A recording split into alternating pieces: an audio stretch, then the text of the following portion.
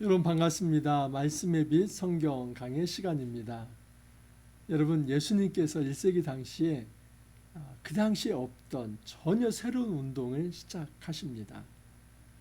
당시 이 유대인들은 유대주의, 율법주의에 빠져 살았습니다.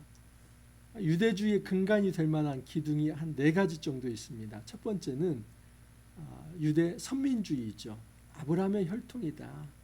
그래서 유대인으로 태어나기 때문에 우리는 선택을 받았고 선택받은 백성만이 구원받을 수 있다. 이 선민 사상이 있습니다. 두 번째는 성전 중심의 사상이죠. 성전에 가야만 하나님을 만날 수 있고 또 성전에 가야만 제사를 드릴 수 있고 성전에 가야만 죄 용서함을 받을 수 있습니다. 그래서 성전은 모든 종교와 삶의 중심지라고 볼 수 있습니다. 이 성전 사상, 유대주의 또한 두 번째 기둥입니다. 세 번째 기둥은 율법 사상이죠. 율법 중심, 토라를 강조합니다. 그래서 유대인들이 정결법을 그렇게 강조했던 이유가 뭐냐면 그게 토라의 중심이기 때문입니다. 그래서 정과 부정, 그래서 이제 우리는 그 유대인으로서 정한 백성이기 때문에 부정을 멀리한다. 그래서 부정한 피를 만지지도 않고 또 어떤 시체를 만지지도 않고 또 부정한 어떤 질병을 가진 사람을 접촉하지도 않고 이렇게 하면서 그들은 이 하나님 백성 되었다는 그런 자신감을 가지고 있었던 거죠. 마지막은 안식일입니다. 그래서 안식일법을 잘 지키면 하늘 백성 될 수 있다라고 생각을 합니다. 근데 여러분 예수님께서는 이 유대주의 근간이 될 만한 4기둥을 다 무너뜨립니다. 그러면 어떻게 됩니까? 유대주의라고 하는 집 자체가 무너지는 것이죠. 예수님은 이 선민사상 다 깨버렸습니다. 그래서 이방인도 예수 믿으면 구원받을 수 있다. 여러분 그러지 않았습니까? 이 로마의 백부장도 그의 믿음으로 그의 하인을 고치지 않습니까? 데카폴리스에서 거라사 광인을 고치지 않습니까? 가버나움도 로마 문화가 혼재되어 있는 곳입니다. 그곳에서 귀신을 쫓아내고 병을 고치지 않습니까? 예수님은 선민사상 깨버립니다. 그래서 어떤 유대주의, 어떤 혈통, 아브라함의 자손만이 구원을 받는 것이 아니라 뭐 이방인이라 할지라도 예수 믿으면 구원받을 수 있다. 또한 예수님께서는 이 성전주의 사상도 깨버립니다. 그래서 예수님께서는 예루살렘에 올라가서 제일 먼저 하신 게 뭡니까? 성전 청결 사건이죠. 환전상 그 어떤 상을 뒤엎어버리고 또는 뭐 양 파는 사람들 쫓아내고 그래서 성전을 깨끗하게 하십니다. 이거 완전히 이 유대주의자들에 의하면 신성 모독처럼 아마 느껴졌을 것입니다. 또한 예수님은 이 율법의 정결법도 완전히 깨버리죠. 뭐 손 씻지 않고도 먹기도 하고 이 바리새인들은 기겁할 일입니다. 이 정결법에 있어서도 예를 들어서 유출병 환자가 만진다든지 그러면 여기 부정해지는 거 아닙니까? 피를 흘린 사람과 접촉하는 것은 굉장히 부정한 겁니다. 또는 시체를 만진다? 이거 있을 수 없는 일이죠. 근데 그 금기를 다 깨버립니다. 그러니까 예수님은 이 율법의 한계도 넘어서 버리는 것이죠. 또한 예수님께서는 이제 이 안식일법도 완전히 고쳐버립니다. 그래서 안식일 날 이제 병을 고치고 귀신을 쫓아내고 그러면서 예수님은 이 안식일 날 생명을 구하는 것과 아니면 구하지 않는 것 무엇이 더 선한 것인지 너희들 생각해 봐라. 나는 안식일의 주인이고 사람이 안식일을 위해서 있는 것이 아니라 안식일이 사람을 위해서 있는 것이라면서 그 당시에 이 안식일 사상을 완전히 180도 바꿔버립니다. 그러니까 이 유대주의가 주장하는 이 선민사상, 또 성전사상, 율법사상, 안식일사상 이 모든 4가지의 기둥을 다 깨버리니까 유대주의가 존재할 수 없는 것이지요. 예수운동은 이처럼 여러분 전혀 새로운 운동입니다. 그러니까 유대 사회에서 정말 그 당시 백성들에게 너무너무 충격적인 운동이 바로 예수운동입니다. 여러분 오늘날 이제 이 운동이라는 말, 무브먼트라고 하는 말을 이제 예수 운동 또는 이제 하나님 나라 운동, 이 하나님 나라와 그 예수의 이 운동이라는 말을 붙이는 것을 꺼려하시는 분이 있습니다. 제가 일면 이해는 됩니다. 왜냐하면 되게 우리 사회에서 운동하는 것은 이벤트적인 것이기 때문입니다. 실제로 역사 속에서 여러분 노예 폐지 운동이 있었습니다. 오늘날도 노예 폐지 운동을 합니까? 안 하지요. 왜냐하면 그 하지 않아도 될 정도로 이제는 이 노예제라고 하는 것이 사회에서 없어져 버렸습니다. 이미 그 많은 어떤 계몽을 통해서 온 사회가 어떤 혁명적 어떤 이제 전투를 통해서 이제 인간 어떤 생명 존중이 되는 그런 사회로 탈바꿈이 되었습니다. 그러니까 목표가 성취되었기 때문에 그 무브먼트 운동은 사라지는 것이죠. 예를 들어서 뭐 여성 운동 또는 어떤 이제 환경 운동, 노동 운동, 민주화 운동 다 마찬가지입니다. 일정한 어떤 목표가 세워지면은 그 달성이 되면 그 운동은 사그라들게 되어 있습니다.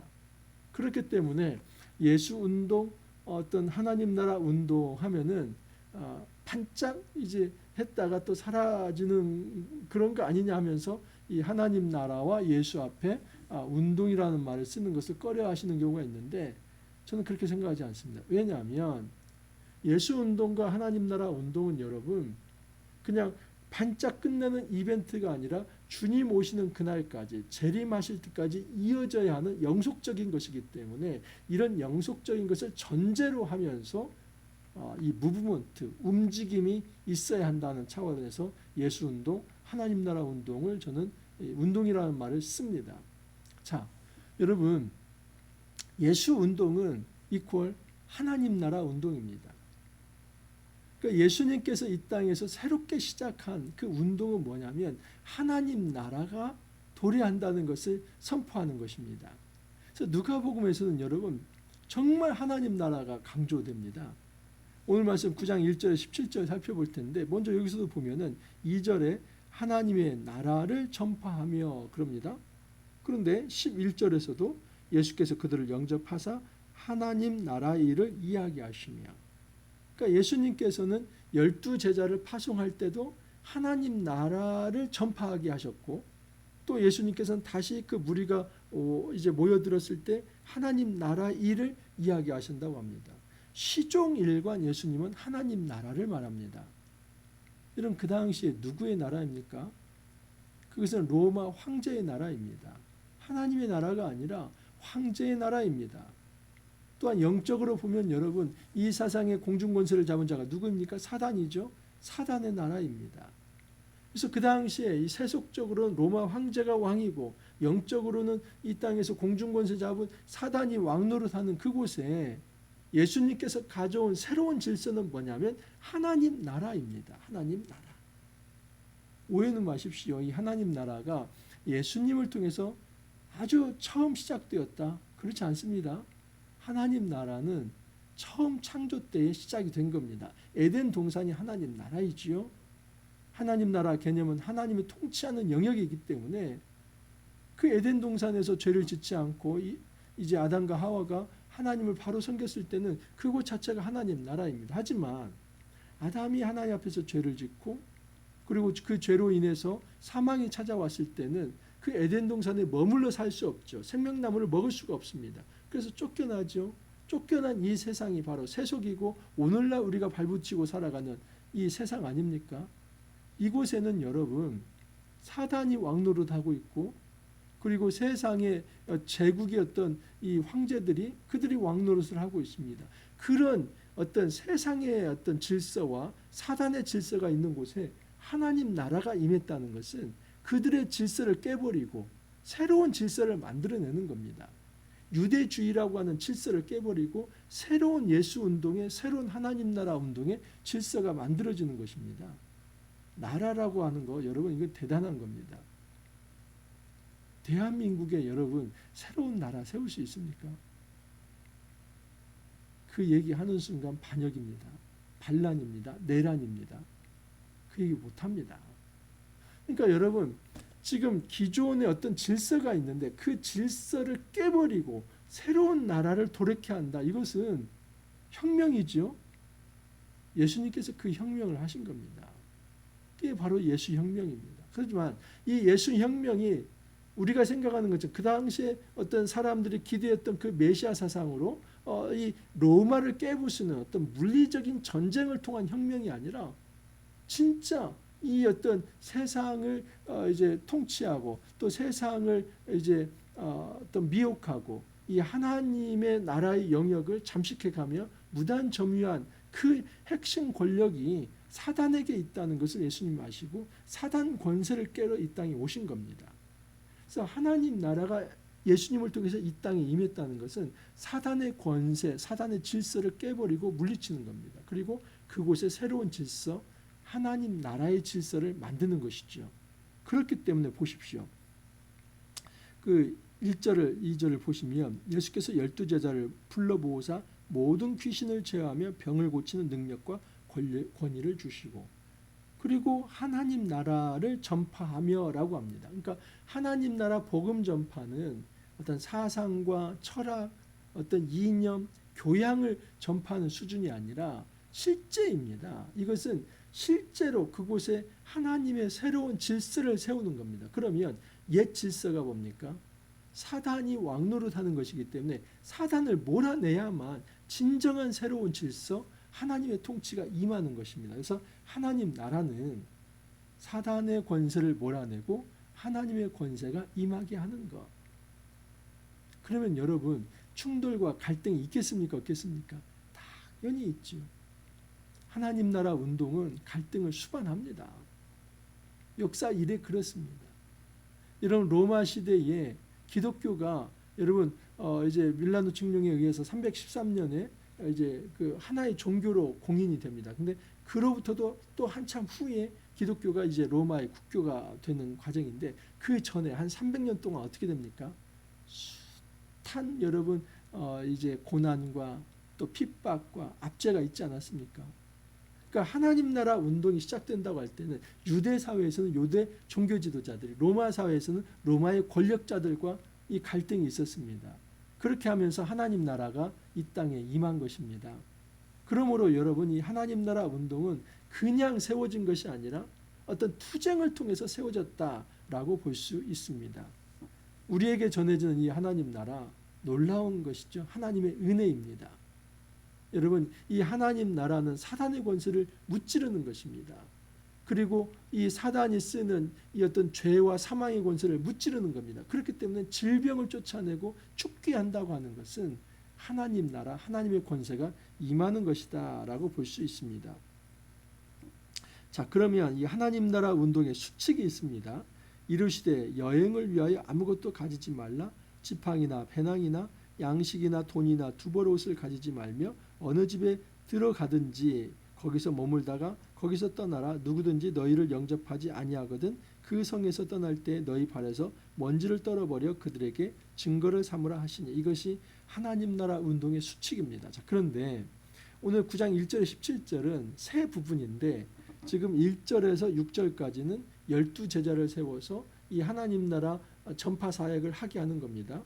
그리고 비슷한 게 10절 이하에 나와 있습니다. 10절 이하를 보면 사도들이 돌아와 자기들이 행한 모든 것을 예수께 여쭈니 데리시고 벳세다라는 고을로 떠나가셨으나 무리가 알고 따라왔거늘 예수께서 그들을 영접하사 하나님 나라 일을 이야기하시며 병 고칠 자들을 고치시더라.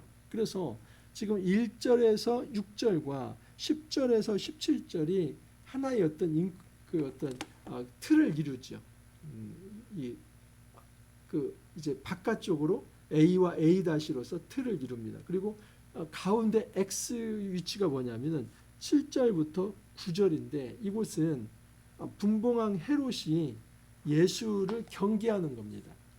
그러니까 예수 운동이 막 일어나고 있는 것이죠. 하나님 나라 운동이 일어납니다. 곳곳에 귀신이 쫓겨나고 병고침을 받고 많은 무리가 예수님께 나옵니다. 그것을 본 헤롯이 놀란 겁니다.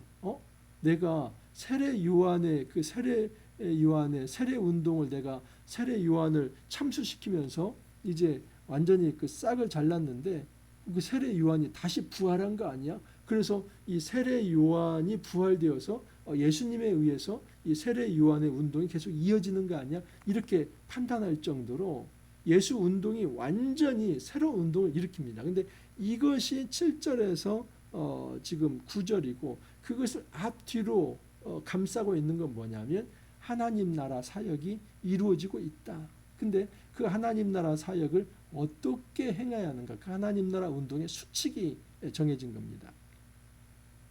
먼저 첫 번째 수칙은 뭐냐면 여행을 위하여 아무것도 가지지 말라.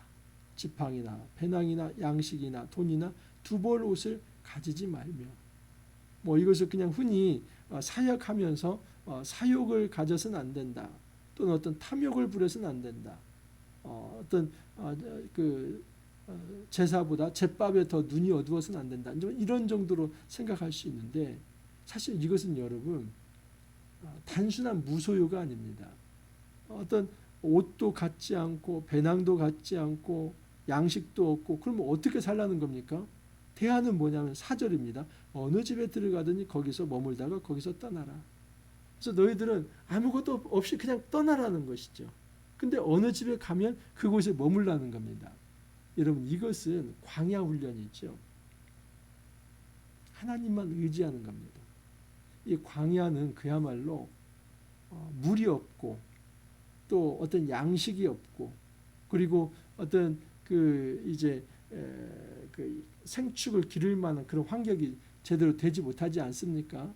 그래서 항상 결핍이 있기 때문에 광야에서는 하늘 바라보기 딱 좋은 곳, 이게 광야입니다. 그 광야에서는 하나님만 의지해야만 합니다. 그래서 여기 보면은 지팡이나 배낭이나 양식이나 돈이나 두보롯을 갖추지 말라, 아무것도 갖지 말라는 것은 출애굽 당시에 이스라엘 백성에게 너희들 어떤 빵 준비하지 마라, 그 어떤 그 이스트를 넣어가지고 그 어떤 부푼 빵, 어떤 누룩이 섞인 빵을 준비하지 말라. 그 이유는 뭡니까? 급히 떠나야 하니까. 급히 떠났는데 누룩 발효시켜가지고 언제 빵을 만듭니까? 그래서 그런 거 말고 그냥 어떤 그 무교병, 발효되지 않은 어떤 떡, 그것을 가지고 떠나라.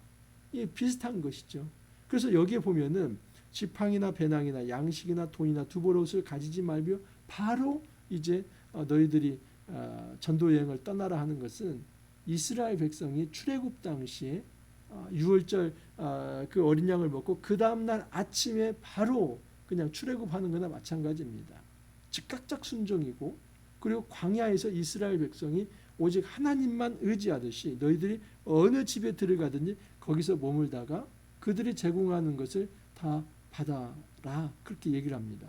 누구든지 너희를 영접하지 아니하거든 그 성에서 떠날 때에 너희 발에서 먼지를 떨어버려 그들에게 증거를 삼으라.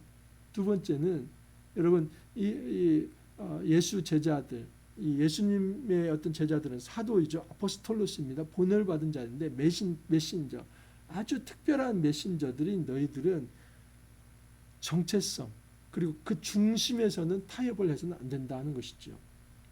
그러니까 그들이 복음을 받아들이지 않는다고 해서 복음 자체를 왜곡시켜서 그들이 받아들일 만큼 그런 행동을 하지 마라.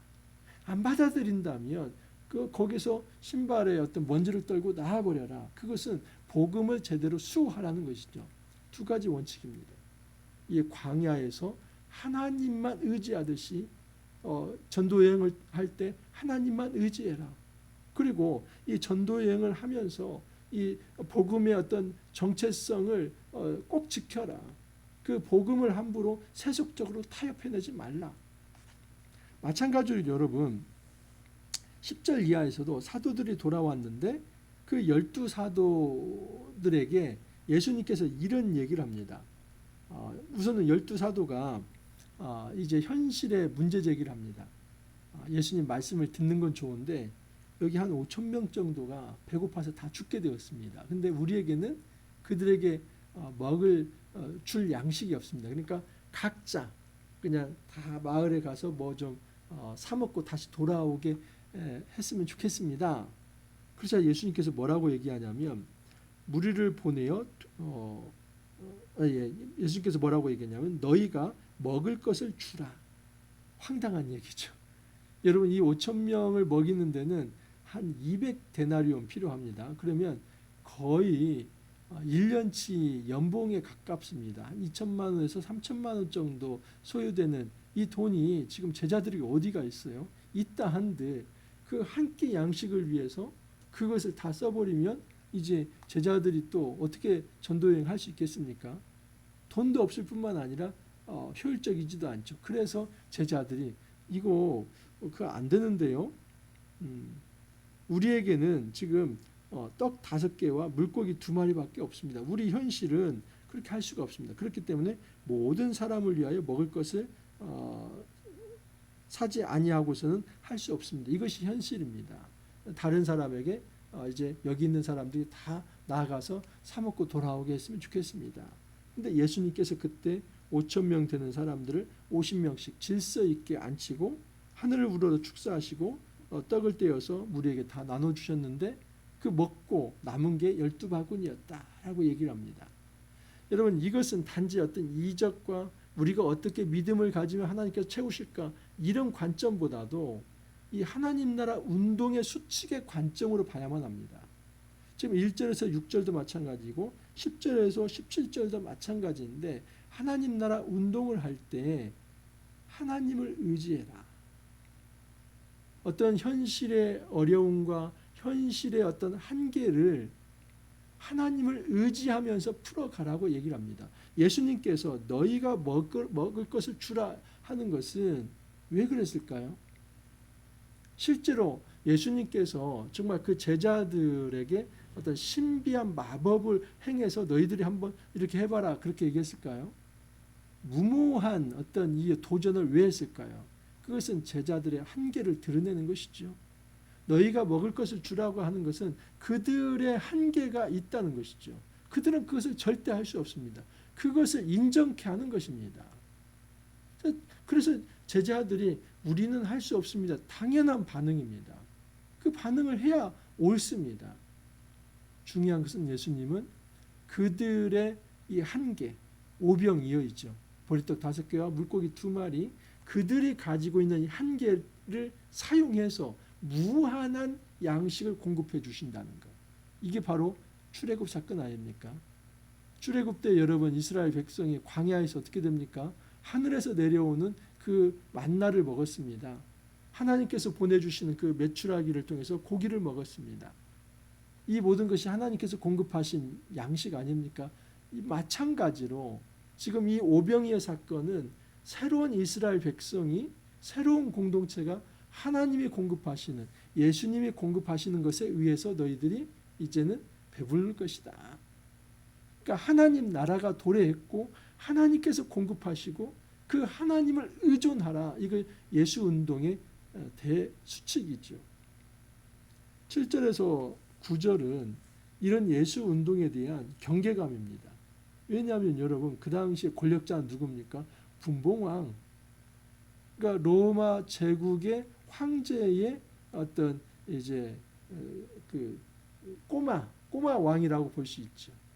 이제 로마 황제가 아주 큰 왕이라고 한다면 분봉왕은 제후라고 생각할 수 있습니다. 그 제국의 황제 밑에 있는 제후. 그래서 이 갈릴리 분봉왕 헤롯 안티파스는 굉장히 아청꾼입니다. 그래서 그 자리에 있는 겁니다. 근데 그 사람이 지금 세례 요한을 참수시키고 여전히 그가 권력을 가지고 있지만 예수 운동이 일어날 때 긴장하는 것이죠. 왜 그렇습니까? 이 헤롯이 다스리는 나라에 하나님 나라가 임하기 때문에 이 세상의 나라와 하나님 나라가 충돌하면서 갈등이 형성이 되는 것입니다. 예수 운동은 하나님 나라 운동이라고 볼 수 있습니다. 그리고 그 운동을 이제는 예수님께서 그의 제자들에게 다 위임하십니다. 12사도를 여기 보면은 보낸다는 표현이 나옵니다. 2절에 보면 내보내심에 그럽니다. 이 아포스텔로 그럽니다. 아포스텔로. 여러분 여기에서 사도라는 말도 나옵니다. 아포스톨로스. 보냄받은 자, 메신저. 그래서 이 사도라는 말 자체는 메신저라는 말입니다. 보낸다. 하나님 나라 운동을 예수 혼자 하시는 것이 아니라 그분이 먼저 하셨고 그의 제자들에게 사명을 주셔서 보내는 겁니다. 여러분 우리가 예수 제자되었다는 것은 이겁니다. 하나님 나라 운동을 하라는 겁니다. 하나님 나라 운동을 하라. 그래서 하나님 나라 복음 전파를 해야 하고 귀신을 쫓아내야 하며 또한 우리가 병든 자를 고치는 이 사역들을 하는 것입니다. 죄와 사망의 권세 속에서 신음하며 그 죽음의 그늘 속에서 우울하게 진정한 자유와 생명을 보지도 못하고 오히려 그 동굴에 갇혀서 죽음을 생각하는 모든 이들에게 참다운 복음을 선포하며 그들에게 생명을 선사하며 그들에게 자유와 평화를 이제 알려주며 하나님 백성 되게 하는 그 일을 우리가 해야만 합니다. 하나님 나라 운동은 지금도 지속이 돼야만 합니다. 2000년 전에 시작된 운동이지만 지금도 하나님 나라 운동은 지속돼야 하고 예수 그리스도 오시는 그날까지 이어져야만 합니다. 이 하나님 나라 운동을 위해서 우리를 여러분 제자, 이 디사이플로 세워주셨습니다. 그 디사이플십, 제자도는 오직 하나님만 의지해라. 너희들이 가지고 있는 어떤 소유로 이것을 하려고 그렇게 생각하지 말고 하나님 의지하고 가라. 그러면 그때 하나님께서 공급해 주시겠다. 광야에서 이스라엘 백성이 만나를 먹었던 것처럼 예수님께서 하시는 겁니다. 너희들이 가지고 있는 것은 오병이어지만 이것을 축사하면 5,000명을 먹이는 하늘의 양식, 생명의 양식이 될 것이다. 그것을 말씀하는 것입니다. 여러분, 하나님 나라 운동을 우리가 같이 할 수 있는 동반자, 동역자가 될 수 있기를 바랍니다.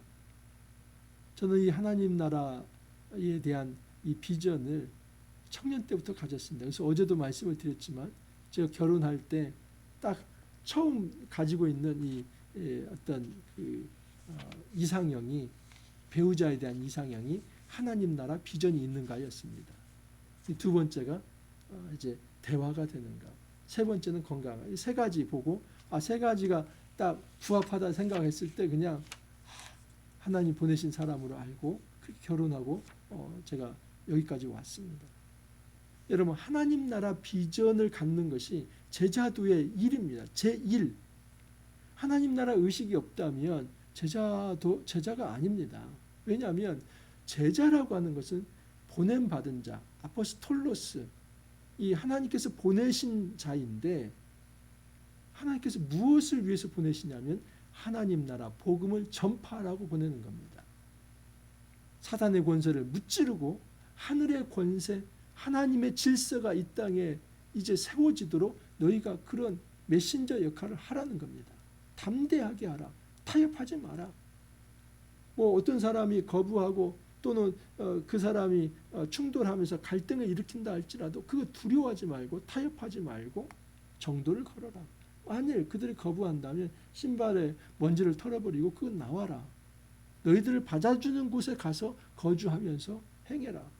오직 하나님만 믿고 이 광야에서도 믿음으로 이 운동을 해나가라 하는 것입니다. 저는 개척 9년 차이고요. 하나님 나라 운동을 하고 있습니다. 감사합니다. 지금도 광야 시절을 걸어가고 있지만 날마다 공급하시는 하나님의 은혜를 깨닫게 됩니다. 또 올 한 해 하나님께서 어떤 일을 이루실까 정말 저는 기대하고 있습니다. 주님께서 반드시 일들을 이루어 나가시기 때문입니다.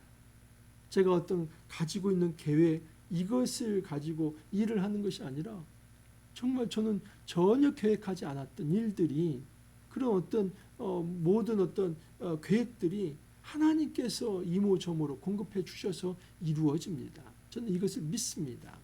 여러분, 우리가 이 땅을 살아가면서 꼭 하나님 나라 비전을 잃어버리지 않기를 바랍니다. 이거 잃어버리면 제자 아닙니다. 정체성 잃어버린 겁니다.